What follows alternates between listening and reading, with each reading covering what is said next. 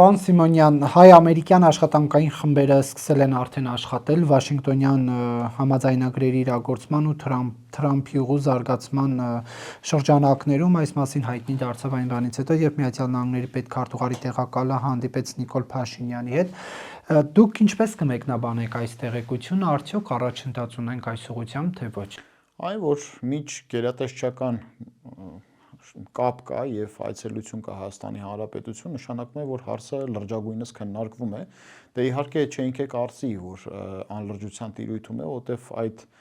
միջանցքի գաղափարը, միջանցք ոչ թե ադրբեջանական տեսակետից, այլ աշխարհաքաղաքական անցուղիների մակարդակով, դա գլոբալ նշանակություն ունեցող պրոյեկտ է։ Դեռևս 2022 թվականից է ես բազմաթիվ հարթակներում ասում, որ Հայաստանի Հանրապետությունը որպես միջազգային պրոյեկտների մաս կարող է առաջարկել տարանցիկ ուղիները, ենթակառուցվածքները, որոնք որ իր տիրապետման կան, բոլորը ով չի ալարի, կարող են այդ իմ ելույթները փնտրել եւ գտնել, եւ այս առումով շատ ուրախալի է, որ հետաքրքրությունը կա։ Ինձ համար միակ խոչընդոտն ու խնդիրը եւ տարակուսանքը այն է, որ այդ համաձայնագրի մեջ անխոչնդոտ հասկացություն կա ֆիքսված եւ այդ անխոչնդոտը ինձ համար անհասկանալի է, որովհետեւ եթե Հայաստանի Հանրապետության իրավաքաղաքական տիրույթում է գտնվում այդ մայրուղին եւ դա այդպես է, ապա Հայաստանի Հանրապետության օրենքներով պայմանավորված ընթացք պետք է լինի, այդ մայրուղիների շահագործում պետք է լինի։ Մնացած առումներով, եթե Հայաստանի Հանրապետությանը հաջողվի դառնա տարածաշրջանային եւ գլոբալ տնտեսական պրոյեկտների մաս, ապա դա մեզ համար շատ մեծ օժանդակիչ հանգամանք կլինի պատերազմ թույլ չտալու եւ խաղաղության հարատև խաղաղության հաստատման համար, թեպետ եւ ես լինելով նաեւ մի քիչ էլ պահպանողական հայացքների անձնավորություն, կարծում եմ, որ դրան զուգահեռ Հայաստանի Հանրապետությունը աներկբայորեն պետք է զարգացնի պաշտպանական անվտանգային հնարավորությունները, այդ թվում նաեւ զինված ուժերը։ Հիմա խաղաղություն չէ, Նիկոլ Փաշինյանն ասում է հաստատված է այլևս խաղաղությունը։ Չէ, ոչ մի պաշտոնյա չի կարող երաշխավորել խաղաղությունը, որտեղ խաղաղությունը միայն մեկ պետության եւ այդ պետության ղեկավարից չի կախված։ Խաղաղության եւ պատերազմի հարացույցները պայմանավորվում են աշխարհաքաղաքական եւ ռեգիոնալ իրողություններով եւ որպես կանոն պատերազմի եւ խաղաղության հարացույցը ենթարկվում է մի քանի պետությունների եւ մի քանի պետությունների առաջնորդների կամքից։ Մեկ պետության եւ մեկ պետության առաջնորդի կամքով դա չի պայմանավորվում։ Հետևաբար Նիկոլ Փաշինյանը երաշխավորում է աներաշխավորելին։ Նա չի կարող ասել, որ խաղաղություն է հիմա, որտեվ նա ոչ գուշակ է, ոչ Նոստրադամուսն է, ոչ էլ միջուկային տերության առաջնորդ է եւ ռազմավարական զսպման միջոցների է տիրապետում, այլ պատերազմական արհավիրքից նոր պրծած Հայաստանի, նոր ազատված Հայաստանի ղեկավար է, բավականին թույլ ղեկավար, որը ենթակառուցվածքներ չի կարողացել զարգացնել, պետական կառավարման համակարգը ավերակների մեջ է թողել եւ շնորհապետություն չի կարողանում կայացնել արժանիների իշխանություն, բացի այդ էլ պետության ներուժը այն աստիճանի չի, որ նա կարողանա այդպիսի ամպագորգոր հայտարարություններ անել։ Նրա գլխավոր խաղադրույքը նմանատիպ հայտարարությունների հայ ազգաբնակչության տգետ խավին է վերաբերվում, բայց ես կարծում եմ, որ նա թերագնահատում է հայ ժողովրդին, որտեղ հայ ժողովուրդը գուցե եւ գիտելիքների պակաս ունենա, բայց բնական իմաստություն ունի եւ մարդկանց դու չես կարող խաբել նմանատիպ էժանագին հանրահաճո պոպուլիստական հայտարարություններով։ Եվ շարունակելով ամերիկացի պաշտոնյայի հայտարարությունը, Հայաստանի վարչապետի հետ հանդիպման ժամանակ նշել է, որ Միացյալ Նահանգները ամեն ինչ կանի, որ ապահովի հայ-ադրբեջանական այս հարաբերությունների ընթացքը, որևէ խոչընդոտներ չառաջանան եւ կնպաստի հայ-թուրքական հարաբերությունների կարգավորմանը։ Արդյոք իրատեսական է Ամերիկայի կողմից այս հարցերի կարգավորումը, հաշվի առնելով, որ թեկուզային, որ 3 տասնամյակից ավել է հնարավոր չի լինում օրինակ կարգավորել հարաբերությունները։ Միացյալ Նահանգների ակտիվ ներգործության պարագայում հնարավոր է։ Դուք մի մոռացեք, որ 90-ականներին էլ երբ որ հայերը Շուշին ազատագրեցին,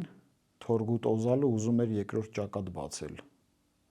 եւ Թորգուտ Օզալը մեկնեց Միացյալ Նահանգներ, որտեղ ՆԱՏՕ անդամ պետություն է,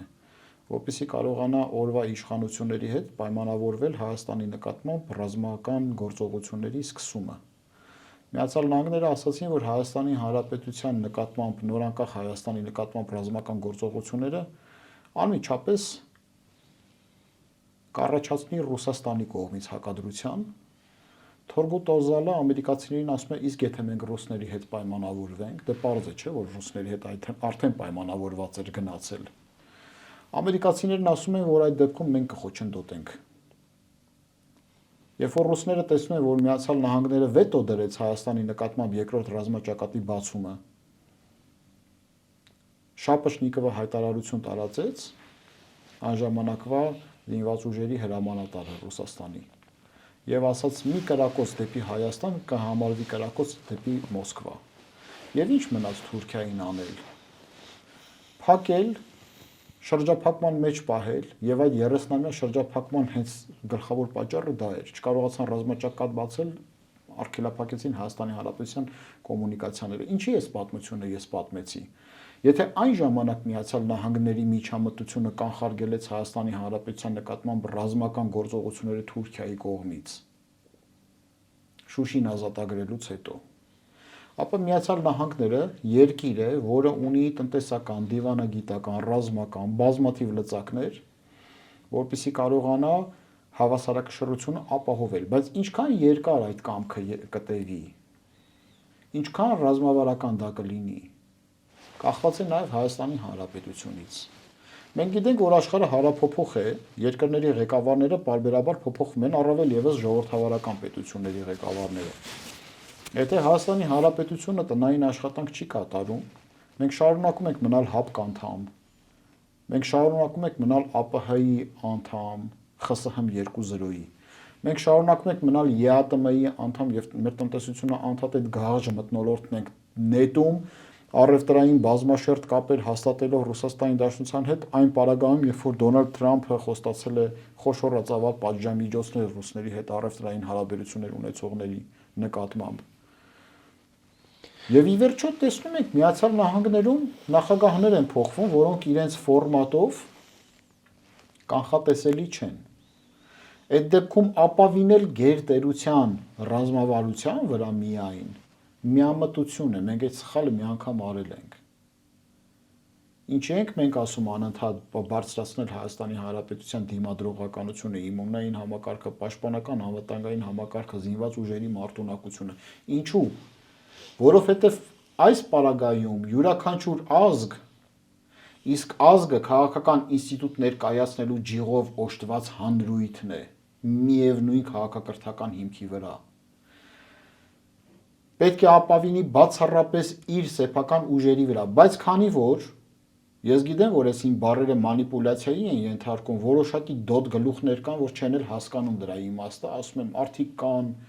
հայտարարում են, որ միայն քո ուժերի վրա պետք է ապավինես, չեն հասկանում, դրա համար մանրամասն եմ։ Բացի այդ, որ դու պետքա քո ուժերի վրա հույսը դնես, այսինքն քո պաշտպանական ներուժի զարգացման վրա, այլև դրան զուգահեռ դու պետքա դաշնակցային հարաբերություններ զարգացնես, հավանական դաշինքներ ձևավորես, ռազմաքաղաքական եւ տնտեսական, որոնք հնարավորություն կտան քո պոտենցիալը ել ավելի շատ հզորացնես, խարսխվելով այդ պոտենցիալի վրա արգելափակես թշնամուն հավանական ագրեսիվ գործողություններ իրականացնելուց։ Այսինքն, քո սեփական պոտենցիալի մաս է հանդիսանում նաև ռազմաքաղաքական դաշինքների վավերացումը, հաստատումը այն պետությունների հետ, ում հետ դու քաղաքակրթական արժեհամակարգի ընդհանուր տիրույթում ես եւ ում հետ քո ռազմաքաղաքական շահերն ու հետաքրքրությունները համընկել են ժամանակի ընթացքում, օրինակ Ֆրանսիայի հետ, օրինակ նույն Միացյալ Նահանգների հետ, բայց դու չես կարող ցածկես կամ եփվես այն կաթսայում, որը որ նրանցն է, գտնվելով ուրիշի կաթսայի մեջ։ Պարոն Սիմոնյան, ինչ կարող է հստակ կոնկրետ անել Միացյալ Նահանգները, որ օրինակ հայ-թուրքական սահմանը բացվի։ Ցանկացած բան, այսօր Թուրքիան ոտքով, ձեռքով, գլխով ամեն կերպ կախման տակ է Միացյալ Նահանգների կամքից։ Լետողանեն ի՞նչն է խանգարում։ Շատ բաներ է խանգարում։ Նախ իրենց համար այդ քաղաքականությունը խաղաքարտ է, շատ հուժկու։ Եվ որպեսզի անեն, պետքա դու առնվազն համարժեքը տրամադրես։ Կամ գուցե եւ ավելին, քան արժի այդ ծառայությունը։ Իսկ ո՞րն է համարժեքը։ Որ Միացյալ Նահանգների ռազմաքաղաքական թշնամուն տարածաշրջանից դուրս բերես, դու անում ես ռացիոնալ քայլեր։ Ոչ։ Օգոստոսին դուք շատ լավ գիտեք, որ Շնորհապետական կուսակցությունը այցելել էր Մեղրի, Սյունիք, ամբողջությամբ մեկ Սյունիքը պտտվեցինք, իհարկե չենք հասցրել կանգ առնել Սիսիանում, բայց մենք նախատեսում ենք, որ անպայման նորից էլի վերադառնալու ենք եւ այնտեղ որտեղ որ չենք եղել լինենք։ Մենք գնացինք, շրջեցինք Շվանի ձոր, Նռնաձոր հատվածում եւ ռուսական այդ հենակետը ցույց տվեցինք մարդկանց ուղիղ միացմամբ։ Եթե հայ-իրանական սահմանագոտում նրանք ներկայացված են, այն պարագայում, երբ որ Արցախը կորցրեցինք եւ նրանք 97 թվականի պայմանագրով ասես մեր դաշնակիցները պետք է լինեին, բայց հետո այդ պայմանագիրները ջրեցին 2022 թվականի ռուս-ադրբեջանական ռազմաքաղաքական դաշինքի մասին պայմանագրով։ Եթե դու ինչ-որ մի պայմանագրով չեղարկում ես դրանից նախկինում ստորագրված պայմանագիրը, նշանակում է, որ դու արդեն չեղարկել ես դա այդ պայմանագրով։ Իսկ չգիտես ինչու Հայաստանի Հանրապետությունում մարդիկ կան, որոնք որ ապավինում են այդ պայմանագրին, անվանում են դաշնակցային հարաբերություններ։ Իրականությունից կտրված անձիկ կան, իսկ իրականությունը տեսնողներին էլ ասում են գռլանտա լապ։ Առանց մի փոքր մտածելու, որ այդ անձիկ, ովքեր որ նման բաներ են ասում, անգամ պետական գրանտի չեն դիմել, ուր մնաց արտասահմանյան գրանտների դիմաց լինեին կամ զարթողի ճանապարհների գրանտներ վերցրած լինեն։ Նման լափառոշները պետք է հասկանան, որ վաղ թե ուշ պատասխան են տալու իրենց արտահայտությունների համար։ Չի կարելի մաքուր մարդկանց զրպարտել։ Չի կարելի, զրպարտությունը մեղք է եւ մարդկության, մարդու եւ Աստծո առաջ ես պատասխան տալու։ Այսինքն որ դուք նշում եք Միացյալ Նահանգների թշնամին այստեղ է գտնվում, նկատի ունեք Ռուսաստանին։ Այսինքն մինչև 102-րդ ռազմաբազան դուրս չգա հայ-թուրքական սահմանի բացում իրատեսական չէ Ամերիկայի կողմից աջակցելու տեսանկյունից։ Քաղաքականությունը հնարավորինի արվեստն է, Նարեկ ջան։ Հնարավորինի արվեստն է։ Ցանկացած սցենար դու իրավունք չունես բացառես։ Ցանկացած սցենար իրավունք չունես բացառես։ Քիչ առաջին վերլուծությունը վերաբերում էր նրան, որ Միացյալ Նահանգները իզորու է հայ-թուրքական սահմանը բացելուն եւ խաղաղության հարատեվությունը ապահովելուն։ Հարցը այստեղ է, ինչ մենք պետք է դրա դիմաց անենք։ Դու ինչ-որ մի բան պետք է անես, չէ՞։ Անկամ երբ որ քեզ ճաշ են հյուրասիրում, դու գդալը պետք է վերցնես եւ փորձես այդ ապուրը ուտել։ Էլի գործողություն է իրանից ենթադրում, չէ՞։ Հիմա այդ ապահովման հանգամանքը ինչ գործողությունների տրամաբանական հաջորդականություն է իրենից ենթադրելու։ Հարց։ Բայց ես որպես մասնագետ նաև եւ քաղաքական գործիչ, փորձելով քաղաքականության մեջ մուտք գործելուց հետո օբյեկտիվությունը փոքրի շատ է պահել, որտեղ շատ դժվար է օբյեկտիվություն պահել, եթե դու կոնկրետ գաղափարախոսական ուղղվածություն ես պաշտպանում, բայց միևնույն է, ես ուղնուցուցով վերլուծաբան եւ գիտության մարդ եմ, միևնույն է փորձել եմ օբյեկտիվությունը պահել։ Հիմա ես ելնում եմ այն հանգամանքից, եթե քեզ առաջադրանք են տալու, դու այդ առաջադրանքը պետք է կատարես քո բնական եւ մարդաստեղծ գործիքների ու հմտությունների միջոցով։ Հմտությունները քո բնական հմտություններն են, որոնք որ դու զարգացրել ես քո ինտելեկտի, գիտելիքների, մասնագիտական զարգացվածության առումով։ Գործիքները այն ամենն է, ինչի միջոցով դու այդ process-ը պետքա իրականացնես, իմպլեմենտացնես։ Հայաստանի Հանրապետության վերաբերյալ, եթե դա մենք արտածում ենք, բնական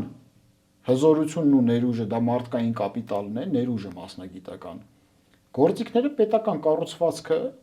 հորիզոնական եւ աստիճանակարգային կապը, ներառականությունը պետական կառավարման համակարգի եւ նյութական ու գաղափարական այլ ներուժներ ու պոտենցիալներ մենք չունենք կամ ունենք կասկածելի մակարդակի վրա։ Երբ որ ես ասում եմ մենք չունենք, ես շատ մեղմ եմ արտահայտվում, որտեղ Հայաստանի Հանրապետությունը հիմա ավերակ է դարձած։ Ավերակների մեջ է։ Շատերը կարող են ասել անդադ քննադատում եք Նիկոլ Փաշինյանի կառավարության եւ այլն եւ այլն։ Միայն Նիկոլ Փաշինյանի կառավարությանը չեմ ասում։ 91 թվականից սկսած մինչև 2025 թվական համակարգային աղետի մեջ է Հայաստանի Հանրապետությունը, որտեղ եւ նախկին նախագահները եւ Նիկոլ Փաշինյանը նույն համակարգի ծնունդն են։ Այստեղից աչուձախ չես փախչի։ Այդ այն համակարգն էր, որը Ղարաբաղ կոմիտեի գործունեությունը պերեխվատ արեցին իրենց լեզվով ասեն։ Եվ միջև այսօր ոչ օբյեկտիվորեն, սուբյեկտիվորեն շարունակում են ներկայացված լինել Հայաստանի Հանրապետությունում։ Ինչու օբյեկտիվորեն չէ, որտեղ այդ պոտենցիալը այդ երկիրը չունի, որ իր վերահսկողությունը ծավալի, սուբյեկտիվորեն, որտեղ Նիկոլ Փաշինյանի նման վարչապետ ունեն, որը գտածո է իրենց համար։ Գտածո։ Պարոն Սիմոնյան, շարունակելով այդ թրիփի թեման, հիմա քննարկվում է 49 կամ 99 տարով դա, այսպես ասած, Միացյալ Նահանգներին տալու կամ ինչպես ձևակերպված է այդ փաստաթղթերում Միացյալ Նահանգների վերահսկողությանը թողնելու տարբերակները, դրանք արդյունավետ լինելու են Հայաստանի համար։ Ոչ։ Հայաստանի Հանրապետությունը 5 տարի հետո կարելի է այլ պոտենցիալի պետություն դարձնել։ Դե հիմա հաշվեք ուր 5 տարին, ուր 99 տարին։ Բա մենք այդ մնացած 90 Եկամուտները չեն հասցնի 5 տարում հետ բերել Նիկոլ Փաշինյանն ասում է ամերիկացիներ դրողները։ Ուրեմն գիտեք ինչ, հերիք է մանիպուլյացիաների եւ կեղծիքների դաշտ մտնենք, որովհետեւ հայկական սփյուռքը այսօր միլիարդավոր դոլարների հնարավորության ներուժ ունի։ Երկիրը բաց սփյուռքի համար։ Սփյուռքին վանել ես, քաղաքացիություններ տուր, արտոնյալ պայմաններ սահմանի, պետական երաշխավորիչներ, երաշխիքներ տուր, կգան ինվեստիցիաներ կանեն, հայերը կկառուցեն այդ ամեն ինչը։ Հայերը կկառուցեն այդ ամեն ինչը։ Ինչ ես ուրիշին տալիս 99 տարով, դա համարյա հավիտյան է։ Եթե վերցնեք Նախիջևանն էլ են 100 տարով տվել, 100 տարին ես վերջերս լրացել է։ Բայց Նախիջևանի մասին խոսում ես, մարդկանց ճնշումը բարձրանում է ոմանց։ Վալերյանկա են խմում, որ հանգարց սրտի կանգից չմահանան։ Վայ, Նախիջևանի անուն տվեցին, ինչպես եք հանդգնում։ Էլի 100 տարով տված էր կոնցեսիոն կառավարման Ադրբեջանին, Լենին-Աթաթուրք պայմանավորվածությամբ։ Հիմա էլ այդ մասն եք ուզում տակ, 100 տարի ով է տերը։ Ով է լինելու տերը 100 տարի հետո, էլի վաղը մյուս օր կխոսանք, ասեն Նռնաձոր Շվանիձորի հատվածի երկաթուղի, էլի նոպաների մեջ կընկնեն ոմանք 100 տարի հետո կասեն, այդ ինչ է, ո՞նց եք հանդգնում։ Մենք ինչա։ Ակվարիումի մեջի առնետ ենք, որ մեր վրա փորձարկումներ են ուզում անեն անընդհատ։ Մի անգամ արել են, ստացվել է, նորից են նույնը ուզում անեն, բալավ հավի հիշողությունից մի քիչ ավել հիշողություն պետք է ունենա հայ ժողովուրդը։ Չի կարելի այդ ճանապարհով գնալ։ Չի կարելի։ Նախ ինչ ես դու պայմանագիր ստորագրում, որ իրենց վերահսկողության հարատևությունը ապահովես այդտեղ։ Եթե պայմանագիրը վերաբերում է փոխադարձ շահավետությամբ գործընթաց, ապա պայմանագիրը պետք է վերանայվելու հնարավորություն ունենա։ Վերանայվելու հնարավորություն ունենա։ Ժամանակա գնում է փոփոխվում են իրողությունները։ Չի կարելի Հայաստանը վաճառել։ Հայաստանը քո տնամերձը չի։ Հայաստանի Հանրապետությունը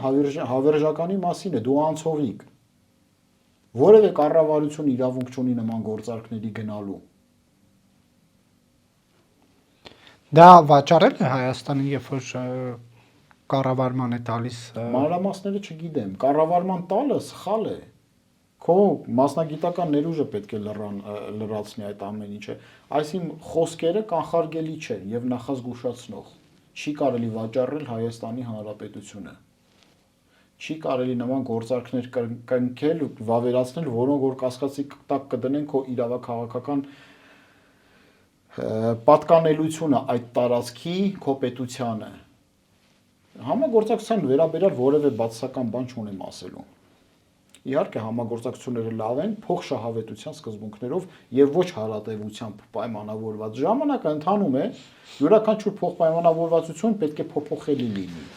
Պարոն Սիմոնյան, դրական տեղաշարժ տեսնում եք հայ-ադրբեջանական հարաբերություններում, թե ոչ։ Ոչ իհարկե։ Երկաթուղին Ադրբեջանի տարածքով։ Հետո ինչ։ Բալիևի հայտարարությունները, բա նրանց դպրոցներում տեղի ունեցածների կադրերը, բա դուք դա առաջընթաց եք համարում։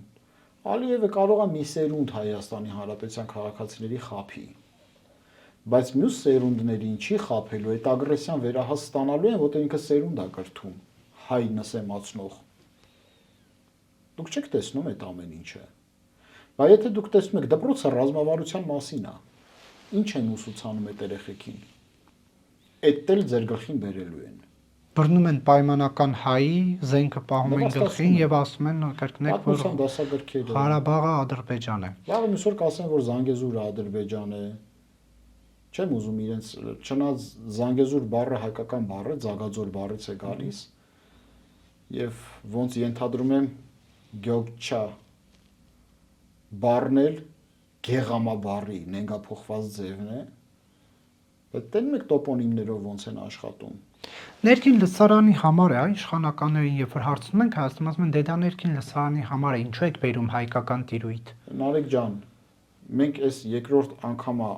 վերջի հարցազրույցից հետո նորից էլի ներքին լսարանի մասին հարց եք բարձրացնում։ Ես ձեզ որպես քաղաքագետ, գիտության մարդ եմ պատասխանում։ Ներքին եւ արտաքին լսարան հասկացությունները դա գիտությունն է։ Դու չես կարա քո ժողովրդին մի բան պատմես արտաքին աշխարհի համար այլ լինես։ Քո ժողովրդին, եթե դու այլ պատումներ ես պատմում, դու նախապատրաստում ես այլ իրողությունների տարածաշրջանը։ Անհնարին է ներքին լսարանի եւ արտաքին լսարանի ինֆորմացիան այդքան բեկումնային կտրված լինի։ Եթե ներկայիս իշխանությունները նման բան են ասում, կամ իրենք են մոլորված, կամ փորձում են մոլորեցնել հայ ժողովրդին, թող կողմնորոշվեն ո՞րն են իրենք դրանցից։ Մոլորվածները, որը կրկին փորձանք է մեզ համար, թե մոլորեցնողները, որ էլի փորձանք է մեզ համար, որտեվ երկու տարբերակում էլ իրենք մոլորված լինեն, թե մոլորեցնողը լինեն,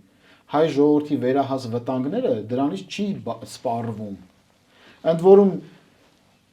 խեղկատակության աստիճանն էլ այն է, որ մարդիկ ընտրություն են կատարում, ասում են մարդիկ ընտրեցին կյանքը։ Ես ուղղակի ուզում եմ հարց բարձրացնել, հոգեբանորեն առողջ են իրենք այդպիսի արտահայտություն անելուց հետո։ Ինչ է նշանակում ընտրեցին կյանք, այսինքն այն մարդիկ էլ ովքեր որ ձեզ չեն ընտրել կյանքը, այն մարդիկ էլ ովքեր որ չեն գնացել ընտրությունների առհասարակ մահն են ընտրել։ Ոնց կարելի է այդպես ապուշություն ասել։ Ոնց կարելի է այդպես ապուշություն երկնել։ Ասեք հոգեկան խնդիրներ ունեք, թուղթը ցույց տվեք, այդքան չնյարդայնանանք։ Դեռ կանրադառնանք ընտրությունների թեմային, ինչու օրինակ Ադրբեջանի տարածքով բեռների տարանցումը չի կարելի օրինակ համարել դրական տեղաշարժ, ինչպես օրինակ իշխանությունն է ներկայացնում, ասում է սա ապաշրջափակում է։ Թող լինի ապաշրջափակում։ Մենք գիտենք, որ Ռուսաստանի Դաշնության եւ Ճապոնիայի միջև էլ առևտրային կապեր կան, բեռների փոխադրումներ կան, չէ՞։ Բայց դա նշանակում է, որ Ճապոնիայի եւ Ռուսաստանի միջև խաղաղության դաշնագիր կա։ Ոչ։ Կուրիլյան կղզիները միջև այսօր վիճելի են։ Ինչ եք կարծում, 90-ականներից օզալի շրջափակած սահմանով պայմանավորված հայ-թուրքական առևտուր չի եղել։ Հրազդանի յարմարկայից չեք օգտվել։ Այդ ամբողջ ապրանքները Թուրքիայից է եկել այստեղ։ Բայց դա բացառեց, որ 2020 թվականին թուրքերը մեր նկատմամբ ռազմական ագրեսիա ներգործեն եւ նրանց հատուկ ջոկատայինները, բոսոր բերետները հարձակվեին եւ փորձեին ոչնչացնել հայ զինվորին։ Իհարկե ոչ։ Տնտեսական առևտրային փոխշփումները դա դեռ չի նշանակում, որ խաղաղություն է հաստատված։ Դա լավ է, որ կա։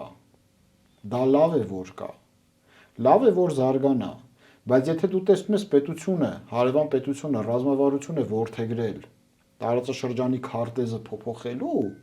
նշանակում է այդ կարճաժամկետ էֆեկտները այն չի, ինչ որ ձեզ ներկայացնում են։ Այն չի,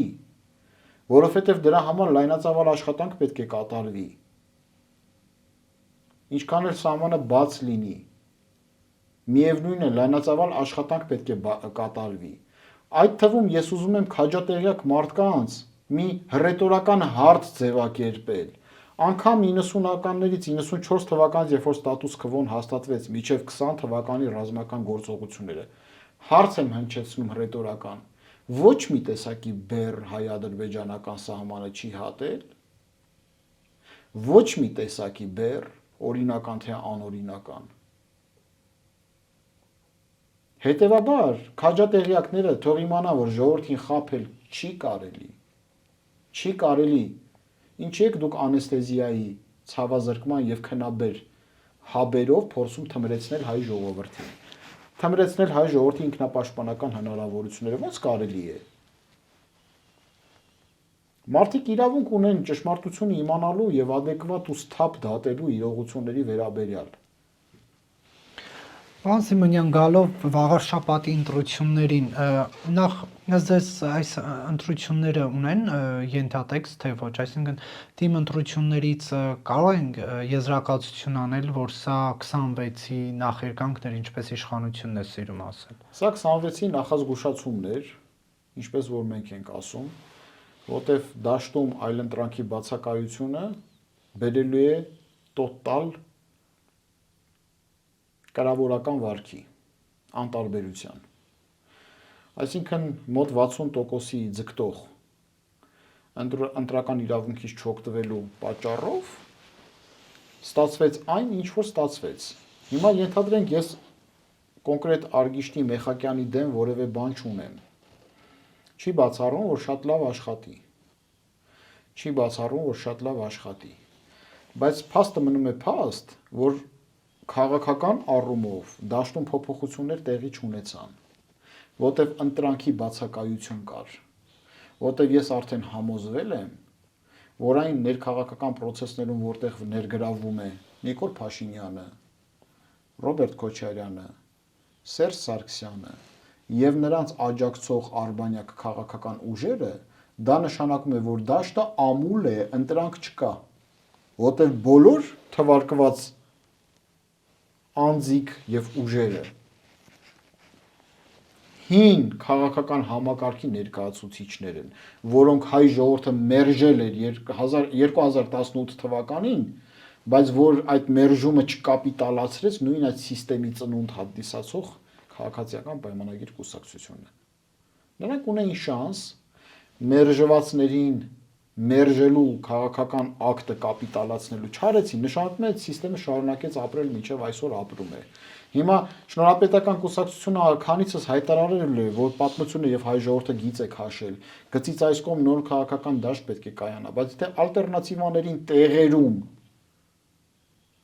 չեն ողջունում, ինչա որ ալտերնատիվաները իրենց մենթալ մտածելակերպի համակարգով իրենց պլանին հակառակ են ընթանում։ Իսկ իրենց պլանը բոլոր գազանանոցի կենդանիների հետ համագործակցության հնարավորությունն է, ինչը մենք ապրիորի մերժում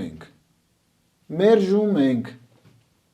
Շնորհապետական կուսակցությունը չի կարող որևէ կերպ համագործակցել ոչ նախկին, ոչ ներկայիս իշխանությունների եւ նրանց արբանյակ ուժերի հետ։ Միլիոն անգամ ասում ենք, հենց այս հարցազրույցի տակ են գրելու անկապ, որ դուք ես ինչի մարդն եք, այն ինչի մարդն եք։ 5 անգամ ասել ենք, մի հարցազրույցի ընթացքում էլի գրում են։ Այնպես որ ընտրանքի բացակայությունն է խնդրեմը եւ 2026 թվականի գլխավոր նախազգուշացումը դա էր, որ եթե ընտրանքի բացակայություն լինի, ապա զանգվածային կրավորական վարք ենք մենք տեսնելու։ Դրա համար կոչս երիցս համախմբվեք ալտերնատիվայի շուրջ, այլընտրանքային ուժի շուրջ եւ կոչս ուժերին մաքուր նոր քաղաքական դաշտում կազմեք նոր քաղաքական դաշտը շնորհապետական կուսակցությունների հետ միասին։ Ոմանք կլինեն դաշնակցի կարգավիճակով, ոմանք էլ կառուցողական օպոզիցիայի կարգավիճակով, բայց եկեք հիմնենք նոր քաղաքական դաշտը, որ նախկինի ֆանտոմը չսուբլիմացվի նոր տիրույթներում, որ այդ վիշապից ազատվենք, ալեգորիկ ասած, այլաբանորեն վիշապից։ Այսինքն, եթե նույն խաղացողներն են մնում դաշտում, հավանականությունը մեծ է, որ Նիկոլ Փաշինյանը 26-ին կվերընտրվի, որովհետև այսօր իր ռոլիկում տարածած ասում էր, որ նույնը նաև 26-ին ենք կրկնելու։ Շատ բան եք անելու։ Դուք 26-ին լավագույն դեպքում ընդդիմություն եք դառնալու, որովհետև ալտերնատիվաները ձեզ թույլ չեն տա, շարունակեք, դուք շատ բան եք արդեն սխալ արել։ Եվ այդ պատասխանը պետք է տաք երկրի եւ ժողովրդի առաջ։ Սխալ քաղաքականության պատասխանը պետք է տրվի։ Բայց ռիսկեր կան, որ եթե դաշտը մնաց այն, ինչ որ տեսնում ենք կար նույն վաղարշապատում, ապա նրանց վերընտրվելու շանսերը զգալիորեն կմեծանան, թեպետ եւ այդ պարագայում էլ մարդիչքան պետք է ինքն իրեն չհարգի, որ նման ընդդիմություն ունենա ու դրանով ուրախանա։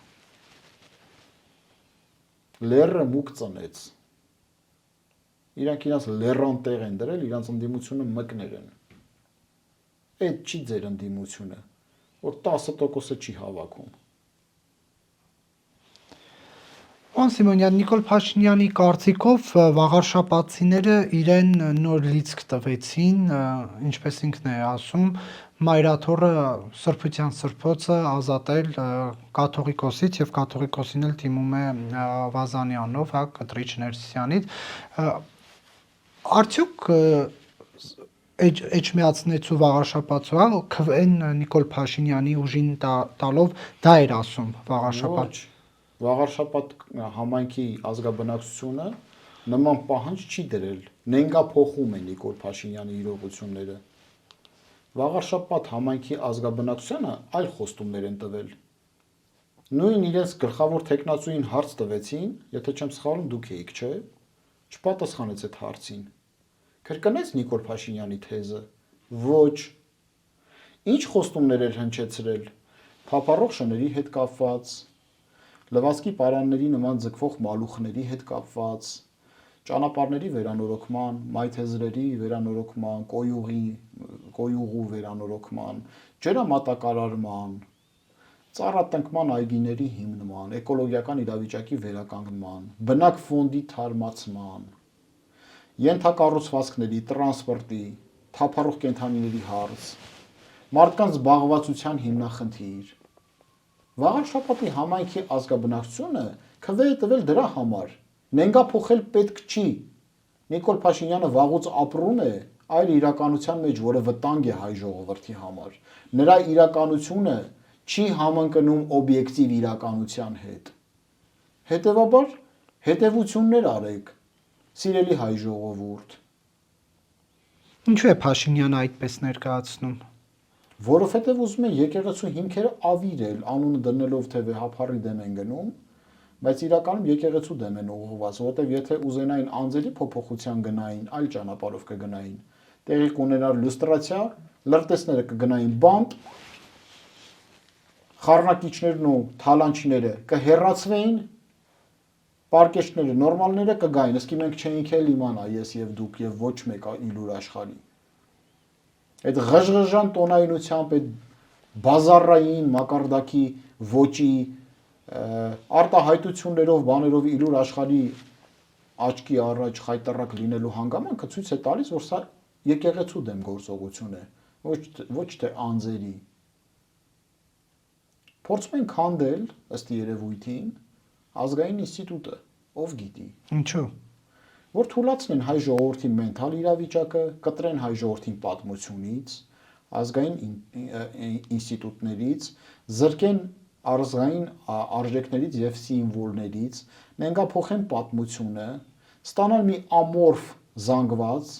ստորացնեն մարդկանց այն աստիճանի, որ ձեռքներից հայրենիքը վերցնեն ոչ մեկ ով չանի, որտեվ ստորը հայրենիք չունի։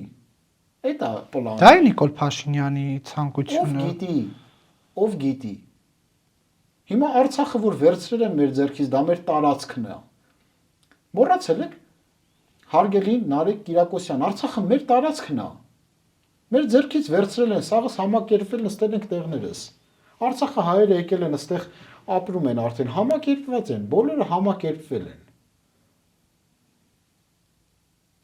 Ջերմուկի տարածքները վերցրել են։ Տավուշի մարզում իբր դեմարկացիա դելիմիտացիա են անում։ Վերջում չպարզվի, որ 30-ամյակ ահավորված սահմանագիծ են քանդել։ Իսկ եթե Ադրբեջանը մեր վրա կրկին հարձակվեց եւ ռազմական գործողություններ իրականացրեց, կստացվի, որ 30-ամյա սահմանագիծ են դեմոնտաժ արել իշխանությունները ներկայիս։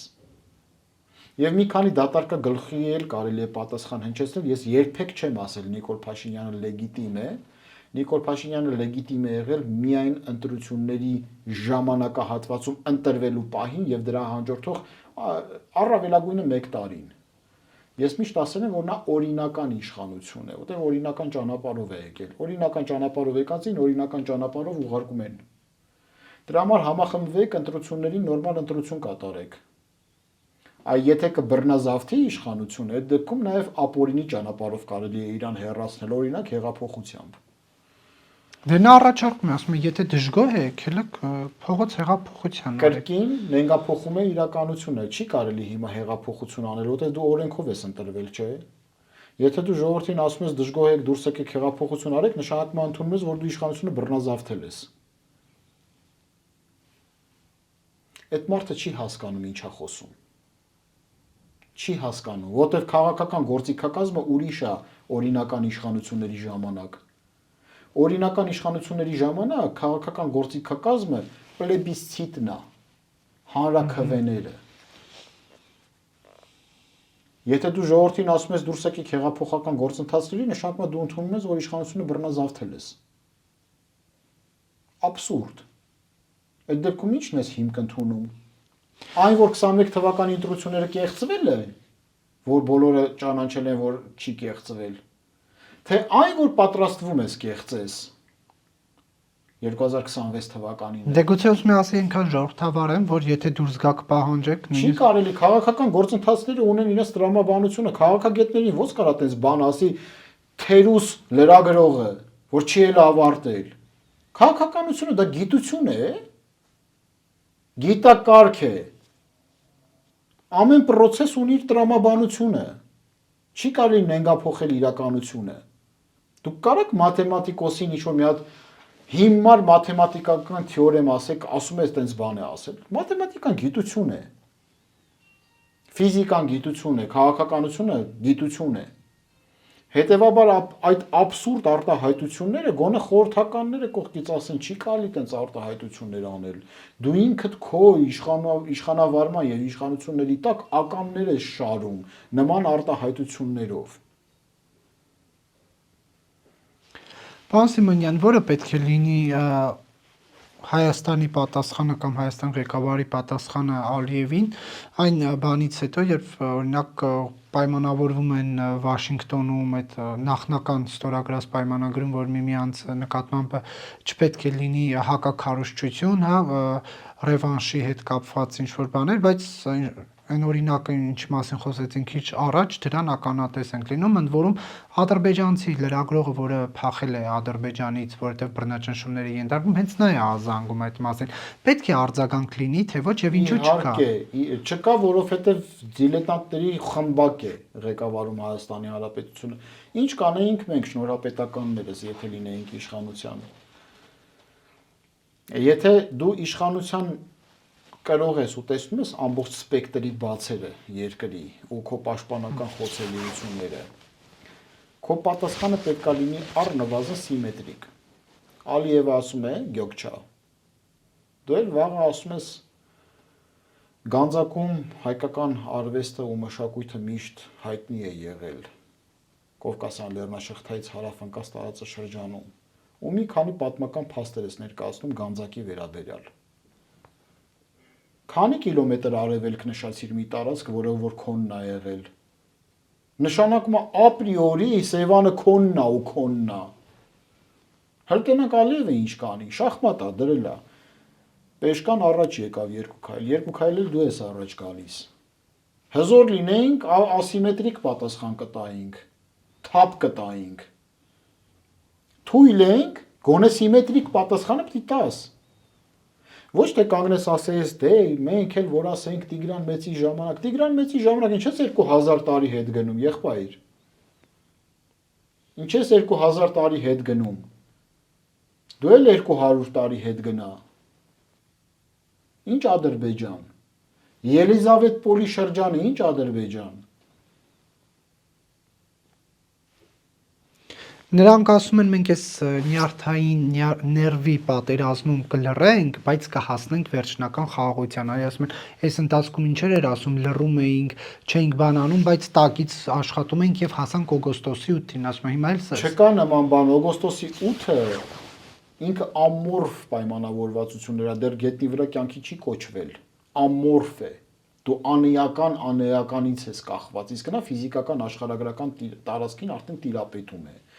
Եթե դու գիտակցությունների պայքարում տանուլ ես տալիս, եւ նրանք կարողանում են իրենց պատումները, իրենց նարատիվները տեղավորել հայ ժողովրդի մտքերում, իրենց ժողովրդի մտքերում եւ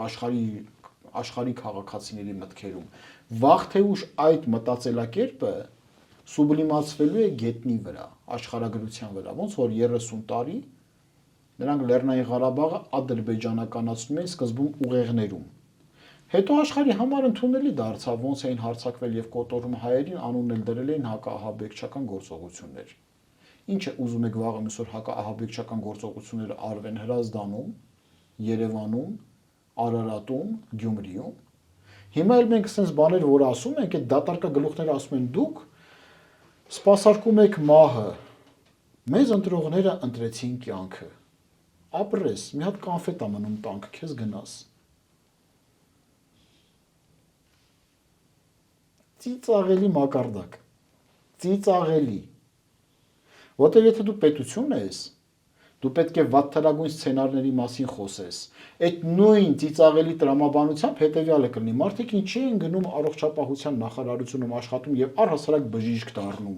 Եվ որտեվ բժիշկ դառնալուց հետո նրանք իրենց մասնագիտությունը պետք է իրացնեն հիվանդությունների կանխարգելման եւ ռեաբիլիտացիոն գործընթացներ իրականացնելու վրա։ Նշանակում նրանք բաց են թողնում, որ մարդը կարա հիվանդանա, դուք հիվանդությանն եք ծառայում, ոչ թե կյանքին։ Ապուշություն է, չէ՞։ Այ իր ասածը նմանատիպ մի մարազմ է, որ պետությունը պետքա տոգորվի միայն խաղաղասիրական մոտեցումներով։ Այդ նշանակում է, որ Միացյալ Նահանգները պետքա ազգային անվտանգության ռազմավարություն չգրեն, որ զինված ուժեր պետք է չզարգացնեն, որ ռազմական ուչենյաներ, զորավարժանքներ պետքա բազմամակարդակ չիրականացնեն։ Նշանակում է Միացյալ Նահանգները սպասարկում են մահը։ Զինվում է Հայաստանը, նույնիսկ պետական պարտք են վերցրել, որ զենք առնեն, Նիկոլ Փաշինյանը հայտարարեց։ Լավ էլի։ Թվականակը փորձում են կրճատել զինված ուժերի։ Գլխավոր շտաբը շարունակում է մնալ հացախեղտանողը ջերմուկի մատույցներում, որ պիտի հացով փակեր։ Կառուցվածքային փոփոխություններ չենք տեսնում։ 2022 թվականից Սուրեն Պապիկյանը մեկնում է Միացյալ Նահանգներով հանդիպում այնտեղ ազգային գվարդիայի Բարսեղջյան հրամանատարներին, անգամ նահանգային իշխանությունների կողմից հնարավորություն ստանում, որ ազգային գվարդիան օժանդակի Հայաստանի Հանրապետությունում վերապատրաստման գործընթացներ ծավալելու, որտեղ առանց նահանգային իշխանությունների թույլտվության ազգային գվարդիայի հրամանատարությունը այդ գործընթացը չէր կարող ծավալել։ Քանի սպայ է գնացել Միացյալ Նահանգներ այդ գիտելիքները սովորելու եւ վերադառնալու։ Մինչեւ այսօր ձեր երկրի հատուկ ծառայությունները ներգրավում են Հայաստանի Հանրապետության երիտասարդներին ռուսական լավագույն հատուկ ծառայությունների, սպաների, կրթօջախներում ուսուցանելու համար։ Սա շեղված ապակիների իրականությունն է։ Շեղված ապակիների իրականություն։ Ինչ սպառազինության մասին է խոսքը գնում։ Դուք չեք տեսնում Ադրբեջանը ինչպիսի օդանավեր է գնում։ Սու 35-ից ենկոն չեք տեսել։ Միջև այսօր Հայաստանի Հանրապետության զինված ուժերում լավագույն ինքնաձիգը ավտոմատ Կալաշնիկովն է։ Հələ լավ է գոնե ոստիկանությանը մի քիչ լավ են նայում, գլոկ ատրճանակներ են տվել, Մակարև չի։ Դե գուցե գնաք նայեք, հնարավորություն է տալիս, ասում է արեք տեսեք, պիտակներն էլ վրա են, գներով ամեն ինչ փակցված, 50 հոկանոց խմբ է։ Նշանակում է, որ դա է խեղկատակությունը, որ ասում է արեք տեսեք ինչ զենքեր ենք առել։ Ոչ մեկ պետք է չիմանա։ Միջև այս վերջերս ոչ մեկ չգիտեր, որ ադրբեջանցիները չինական հակաօդային պաշտպանության կոմպլեքսներ են առել։ Զորահանդեսի ժամանակ ցույց տվեցին։ Չէ նշանակում եկեք գնանք տեսնենք, յարմրկայա քո համար ինչ է, բա պետական գաղտնիք ուր մնաց։ Թուղթ բան են ստորագրում, որ ոչինչ չեն հայտնելու հետո։ Չէ, լուրջ չի, Նարեկ ջան, լուրջ չի։ Հայաստանի Հանրապետությունում պետական գաղտնիքի օրենքը բաց մնաց։ Հայաստանի Հանրապետությունում պետական դավաճանության գրադացիաները չկան օրենսդրորեն մշակված։ ինֆորմացիայի տեղաշարժի առումով, ինֆորմացիոն տիրույթի կոգնիտիվ պատերազմների կանխարգելման հնարավորությունները չկան։ Չեն աշխատում։ Յուղոտել են լավ, երևում է, որ յուղոտել են, բայց չեն աշխատում։ Ոնց կարելի է։ Ինչի դուք այդպիսին էիք, որ գալիս էիք։ Եթե կամ գուցե եւ այդպիսին էիք, մեզ էիք խաբել։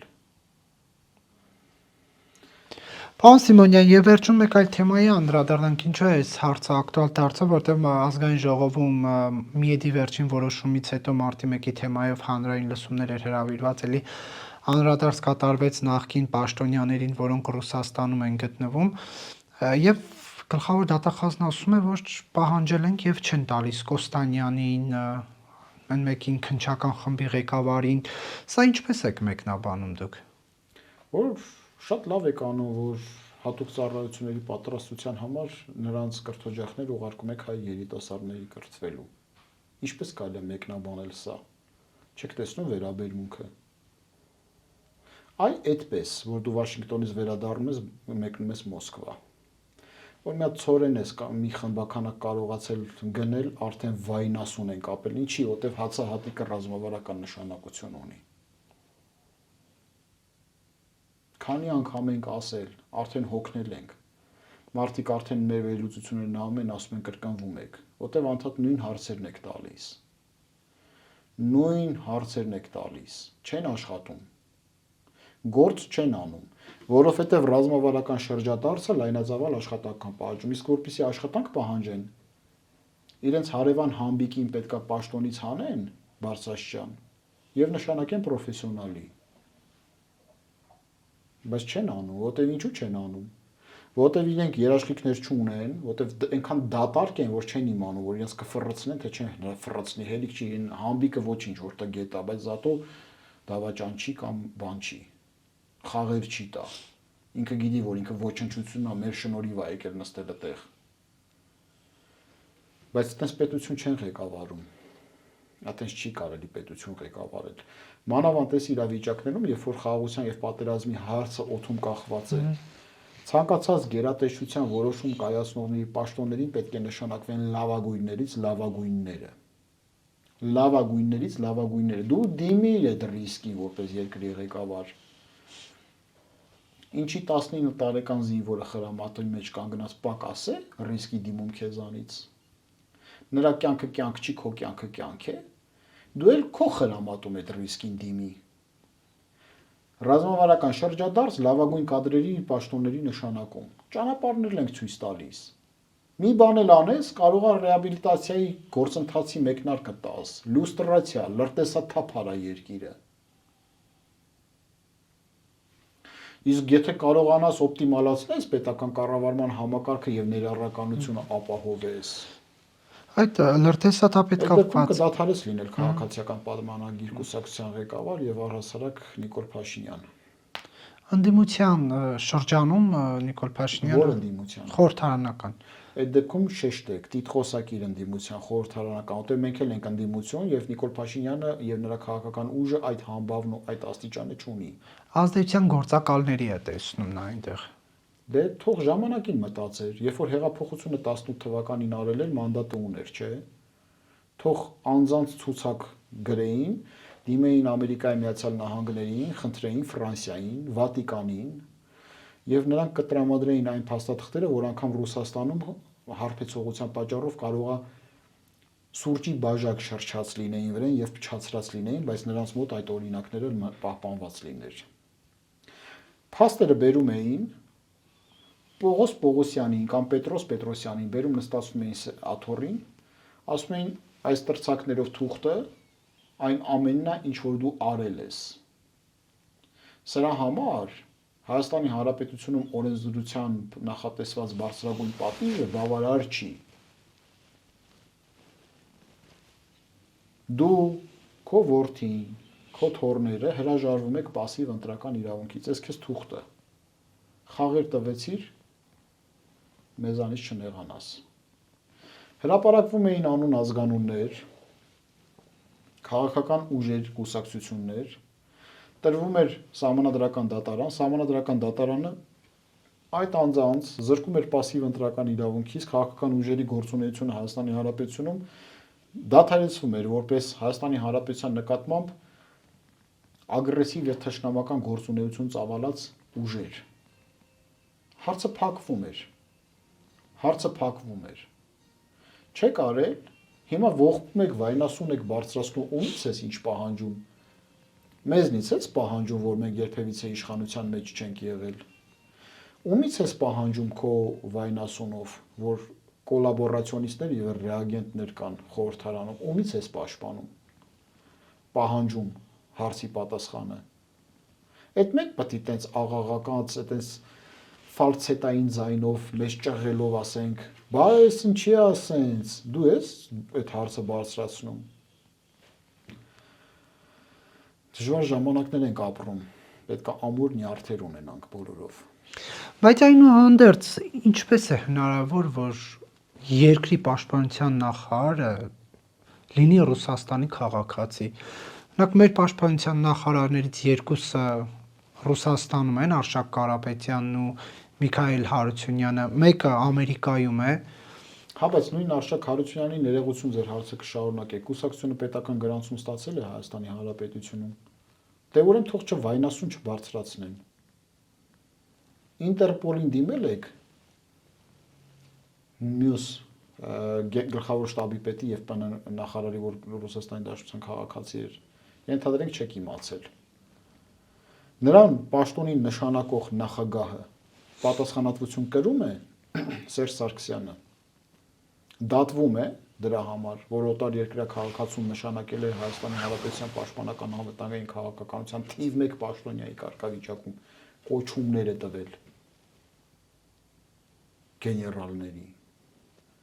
Դուք հենց մեկ տեսեք գեշտաբում քանի գեներալ կար եւ գուցե եւ նաեւ կա,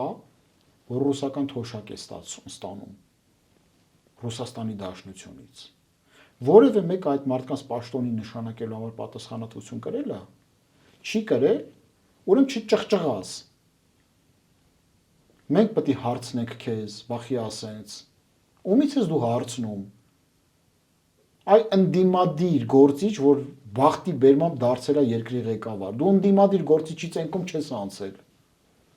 Մենք պետք է մեզ ճղենք, ասենք, բա ինչի ասենց։